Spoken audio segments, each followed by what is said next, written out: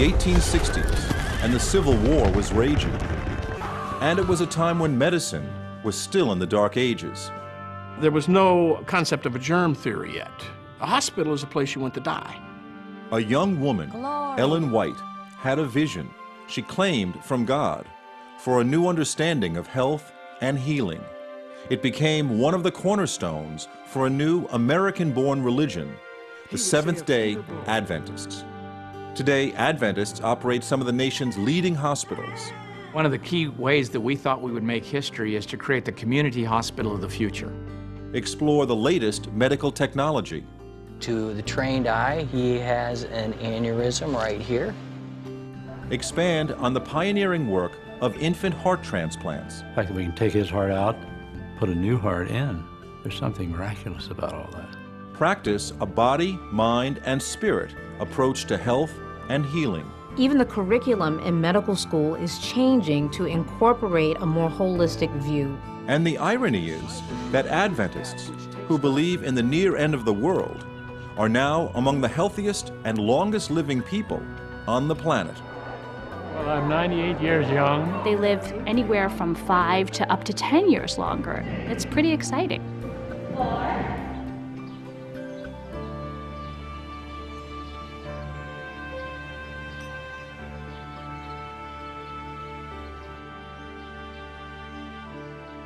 About 1 hour east of Los Angeles is Loma Linda, California. It's an enclave for the Seventh-day Adventist Church, with a world-class medical center and a university with a focus on health and medicine.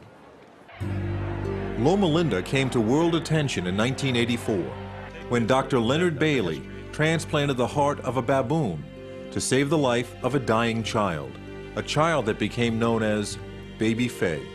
At the time, the operation was highly controversial. Len faced some real opposition from our own campus. I mean, some people who weren't sure that we wanted to be this exposed, that we weren't sure this was the right way to go. And I credit for Len for keeping clear in the vision of where he was going.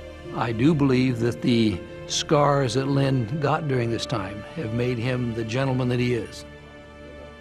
Today, Dr. Bailey and Loma Linda surgeons perform as many as 24 infant heart transplants a year. But Loma Linda and the wider Adventist community are making headlines again. There are about 1 million Adventists in the United States, and as many as 100,000 of them have been the subject of a number of long-term studies, supported mostly with federal funds, to understand why Adventists seem to enjoy a longer life expectancy. Established that only about 10% of how long we live is dictated by our genes. The other 90% or so is dictated by our lifestyle. Dan Buettner led a research project for National Geographic that turned into a best-selling book, The Blue Zones. It identified Loma Linda as one of a handful of locations around the world where people do in fact live longer and seemingly healthier lives. I was in collaboration with the National Institute on Aging and some scientists out of Harvard. They put us in touch with the people who run the Adventist Health Study, which is a gold standard NIH-funded epidemiology study that follows tens of thousands of people for decades. And that study revealed that the Adventists who most strictly follow the suggestions of the church are living about a decade longer than their American counterparts. But it's not simply living longer. Can the later years also be happy and productive? Ellsworth Wareham is as close to a poster child for Loma Linda and the Adventist lifestyle as there is. He insists on doing many of his own home projects, but it's his day job that continues to amaze. At age 95, Dr. Wareham can still be found most days in the operating room, not as a patient, but as a critical member of a team performing open heart surgery. I was the primary surgeon until I was about 76. Then I started to assist. Some weeks I'll assist in 5 or 6 open heart operations. The matter of assisting, of course, is quite simple after you've been a surgeon yourself. And it's the easiest thing I do. Ellsworth Wareham was an icon when I was a medical student here 35, 40 years ago, and still is. But it's not his technical expertise as much as his person. If you're doing heart surgery and vascular surgery, you get to see the results of your eating habits. It appears now, if you're going to be interested in longevity and good health, there better be a strong emphasis of plant-based food. People oftentimes ask me about stress and its influence on coronary artery disease. It's a nice concept that stress has caused me to have your coronary artery disease, but it most likely came off your plate. It is pretty accepted now in the medical community, with all of the body of scientific research that has been looking at Adventists, that they live longer than their peers. They live longer than the people who are living in neighboring towns, and even people living next door to them. The initial studies of Adventists were looking at specific things in their lifestyle. They found that because they're vegetarian, they eat more nuts. So originally we were saying in the early 1990s, hey, let's all eat walnuts, let's all eat almonds, which is a good first step, but with the Adventists, it's much more holistic. It's their whole vegetarian lifestyle, which includes a lot of fruits, vegetables, and whole grains.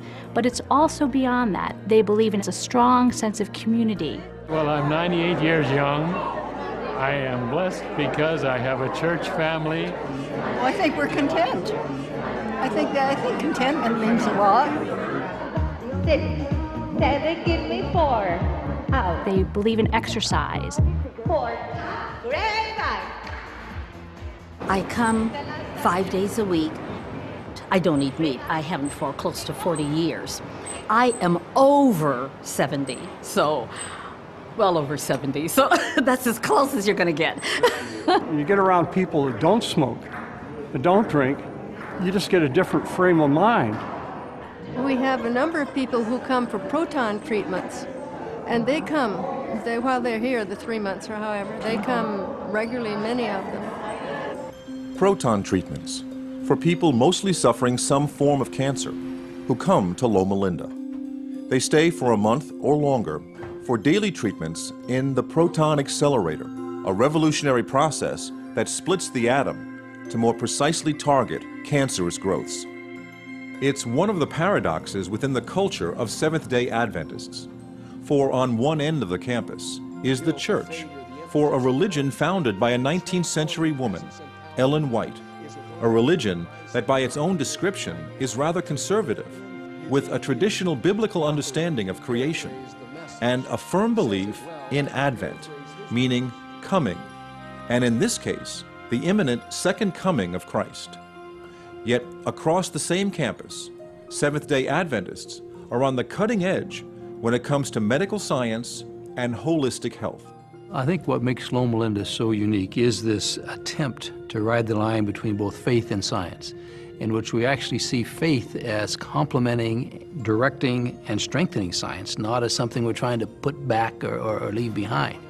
Love one another, care for one another, forgive one another, support one another. It is all the way through the New Testament. We take the Bible very seriously. I think that we are conservative as far as most people are concerned. We have a lifestyle that is conservative, not as conservative as it once was. Most people, when they hear about Adventists, have the foggiest notion of what an Adventist is. I have to admit, I'm pretty ignorant about Seventh-day Adventist Church.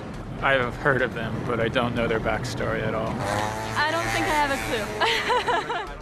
We identify ourselves as Christians. We identify ourselves as Protestants. I've heard of them. I don't know what they stand for. Adventists don't drink alcohol. They don't smoke. Are you a Mormon? Are you the people that come knock on the door with the watchtower? No, we're not Mormons. What do you believe? Well, we believe that Jesus is coming again. So I think they follow the Jewish tradition in saying that Saturday is the Sabbath. We've been described as a people, ironically, expecting the soon return of Christ, and yet who are known for doing all sorts of things to try to improve life here and build it up in a positive way. That sense of building in a positive way is even more ironic, considering Adventists grew out of an historic event more than a century and a half ago that came to be known as the Great Disappointment.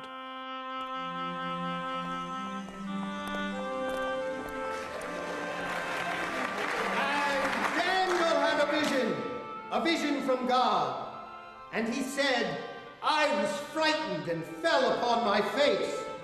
But he said unto me, Understand, O Son of Man, your wisdom belongs to the end of time.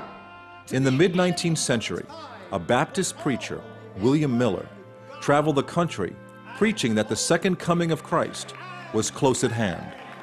Tens of thousands believed he was right. The pivotal text that William Miller centered his apocalyptic lectures on was Daniel 8:14. Unto 2,300 days, and then shall the sanctuary be cleansed. Cleansed! And he thought the sanctuary was the earth, and it would be cleansed by the fires of the second coming. Miller's followers determined the cleansing would come on a single date, October 22nd, 1844. One of those who came to hear Miller speak was a young woman, Ellen White. And at that time, Ellen White, my great-grandmother, and the whole family went to hear him. They were all impressed. They were impressed by his sincerity, his knowledge of the Bible, his understanding of prophecy, and his ability to explain things clearly and succinctly. Described by the Holy Scriptures. Cleansing by fire. As October 22nd approached, true believers prepared to meet their God. Farmers abandoned their crops and livestock. Shop owners closed their businesses. Others simply threw away their money.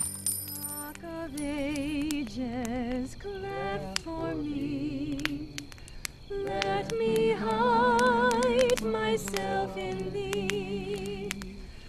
Let the war And that night people gathered and waited to be united with their God. from thy wounded side which flows.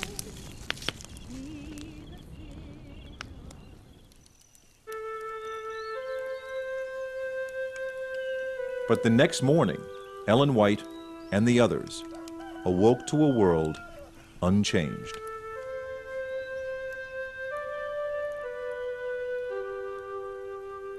She believed with her whole heart that Jesus was coming.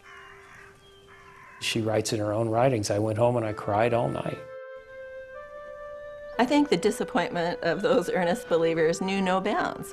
And of course, mobs gathered about their places of worship to mock them and intensify their misery. And that term, the great disappointment, is widespread among Adventists. It was a reality that still exists, I think, within the community. He did not come. And that, I think, undergirds the whole idea of the importance of the body. God didn't come back, but we've got one another, and God says he's with us in this body. As Ellen White sought to understand what the disappointment meant, she had visions. Over her lifetime, she is said to have had 2,000 visions, which Adventists believe came directly from God. Those visions would help chart a course for the new church.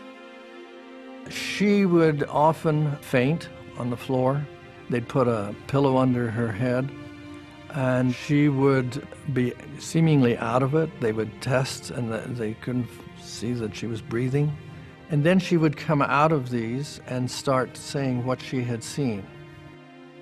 In 1863, she had what is known in my circles as the comprehensive health vision that outlined a deeper commitment and to bodily health and an understanding of the close relationship between bodily health and spiritual wholeness. This vision on health was actually quite encompassing. It talked about a plant-based diet, it talked about the need for sunshine, about the need for exercise, cleanliness, about the need of reducing sugar and increasing vegetables and fibers in the diet. But for those early Adventists, this was a major lifestyle change. And even for Ellen White, I mean, her favorite food was meat and white bread. The vision came at a time when the life expectancy was just over 40, and doctors could get a degree with little or no study. The condition of medicine was appalling. Basically, it was buyer beware.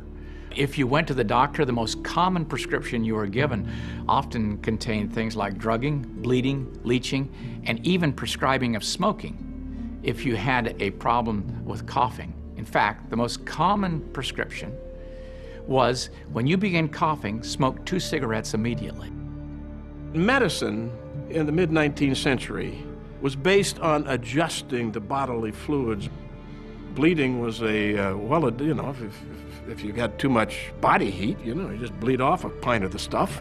If that didn't work, you try 2 pints.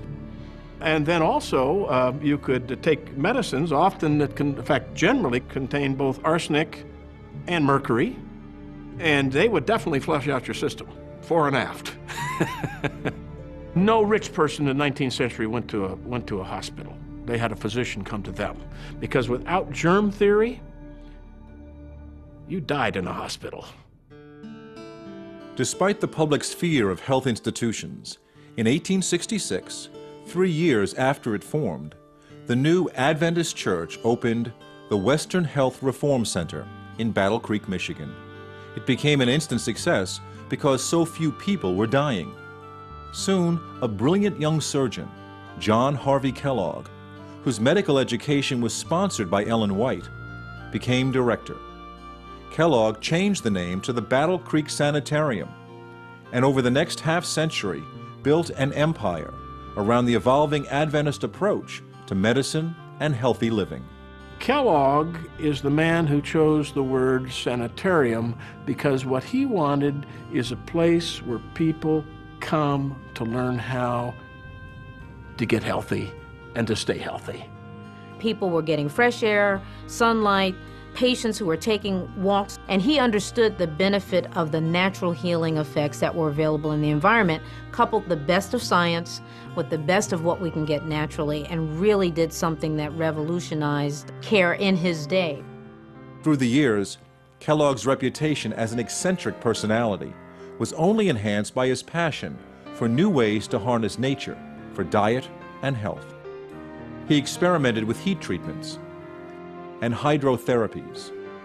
Scores of celebrities came to Battle Creek, including President William Howard Taft, King Edward, inventor Thomas Edison, pilot Amelia Earhart. Kellogg Sanitarium was now the largest health institution in the world. These rich people came because they wanted to feel better. It was very pragmatic. We know that these Adventists can do what we can't get elsewhere. And this was a tremendous boon to the Adventist health work. Adventist sanitariums began springing up across the country. But when the great Battle Creek Sanitarium burned to the ground in the early part of the 20th century, Kellogg wanted to rebuild it on an even grander scale. A rift developed between the powerful Kellogg and church leaders. In the end, John Harvey Kellogg, who patented a process for making peanut butter, is credited with helping to inspire a national exercise movement, and who, with his brother, created a name synonymous with the breakfast food industry, broke from the church, but not before helping to put the Adventist approach to health and the creation of unique health facilities on the map.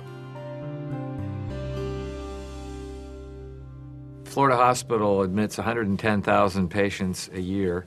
We take care of over 1 million patients in our outpatient settings and in our emergency rooms. And we operate on 150,000 people a year. We have become the largest admitter in the United States, the hospital that admits more patients than any other in the U.S., and also America's largest provider of Medicare services. Florida Hospital is not one hospital, but a system of 7 campuses across Greater Orlando. The newest project is a 400-bed wing that overlooks a lake to combine the healing power of nature with state-of-the-art medicine. It's called Ginsburg Tower, named for a key benefactor. Knowing it's a Seventh-day Adventist hospital and that my own particular faith is Jewish, I wanted to be sure that when you walked in the door, you were walking into a building whose professionals are here to cure you, not to convert you. There are more cardiac procedures done in this hospital than any place in America. And I also assume someday I'll be having my own heart attack, and I want to be right here in this building. It's wonderful to have this hospital wing here. Hope to gosh you never need it as a patient. Very good. Hospital in America face one major problem. Nobody wants to go there. So how can you change the health of America if you're the last place people want to go and the first place they want to leave? It's just not a good way to go at things. And so we tried to create a place where we could heal the whole person throughout their whole life, both in sickness and in health. The idea of a hospital as a place in sickness and in health was built into the original design of one of Florida Hospital's most unique facilities, Celebration Health. Opened in the late 1990s, it's the health center for the community also known as Celebration. Originally designed by Disney as a model for the 21st century, Disney turned to the Adventists to partner with them in the creation and design for a new hospital. Embodied in the entire building, from the architecture, the feel of the place, is all about wellness. When you drive up to hospitals ordinarily, you feel sicker than you already felt when you were actually coming in. We wanted people to begin their healing experience or their health experience from the time they actually drove in. And so when you look at the building, you feel really more like you're in a spa versus being in a hospital. Just off the entrance, what they like to call the front stage, the focus is on staying healthy. There is a pool and a fitness center used by hospital patients, doctors, staff, and the wider community. But it's on the backstage where Celebration takes on the character of a traditional hospital. Here, the notion of community, central to most religions, is woven into the prescription for health care, as doctors often bring an entire team on morning rounds. We have a chaplain, we have a respiratory therapist, the dietary, physical therapy. It could vary between 10 to 15 to 20 people involved in the care. The team allows us to provide a more comprehensive care to the patient. We can harness the skill of different people. And the notion of community also plays a role in how patients advance their own recovery. And this has all been scientifically shown that people do better when they're in a community. We have become more isolated with our technology, but yet being able to interact with people, especially people who have gone through similar experiences as your own, give you feelings of hope. Our transportation service will help you get into the vehicle so you don't have to stress out about that. I was hoping you'd say that. Yeah. Because I love my husband, but he's not exactly the most gentlest person. When you see somebody who's had more extensive work than you have, and they're working twice as hard and not getting anywhere near like where you're at, you'd be embarrassed to not do something about it. Yay! Hail Mary, full of grace, the Lord is with thee. Blessed art thou among women, and blessed is the fruit of thy womb, Jesus. Doctors more and more starting to realize that there's a lot that they don't know about the human body. There's a lot that they don't know about healing. And I think that is where, spirituality comes into play. They know that if a patient feels connected to other people, that helps in their healing. But they don't understand, well, what is the actual mode of action? What's that doing to the immune system? And that makes them a little nervous. They want to always know exactly how everything works. Maybe it's okay just to know that what it does makes that person feel good, relieves their stress, and that's enough. Linda Lynch is a chaplain at Florida Hospital.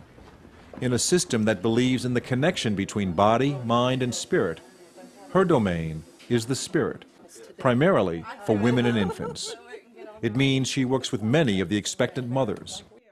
I think one of my primary roles is to put them at ease, to come as a spokesperson for the hospital, and in my mind, more than a spokesperson for the hospital, a spokesperson for God. And so my presence, hopefully my manner, is just to lend to the beginning calm so that they can begin.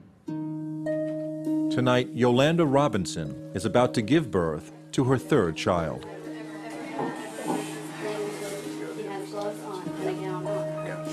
At least gloves, but my gown or two. It's coming, you can push whenever you're ready. That's it, darling. Push hard in your bottom. That's the push. Good push, good push, good. Keep pushing. Come on, give me one more good one. One more good one. Oh, he's coming, cuz. Oh, yes, That's it, darling. Keep going, keep going, keep going. There he is. All right. Right there. Oh, hey, man. You, Auntie, come look. Oh, my God. Get up. I'm trying so hard. Hey, handsome. Hello there. Welcome to our world. This really is a precious moment for every mom. If the mom is strong, if the baby is strong, they're leaving shortly, in less than 48 hours.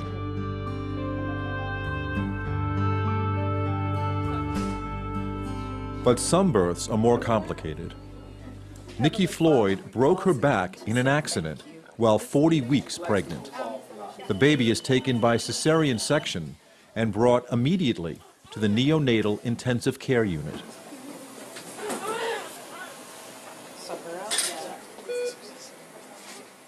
When any of us see suffering in a child, it calls forth from us questions about what it is to be human. It calls forth our helplessness, our vulnerability to see the tiniest, most fragile human beings still as works in progress.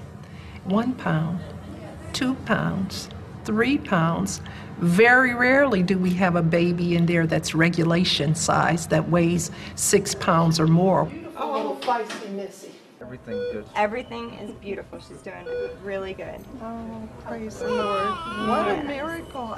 To see her father that way, to see how touched he was, how profoundly moved he was, to see his daughter for the first time, because this face has never been revealed on the planet before. To be privy to the most intimate moments of individual lives. It's always an astounding place, a place of wonder, body, mind, and spirit.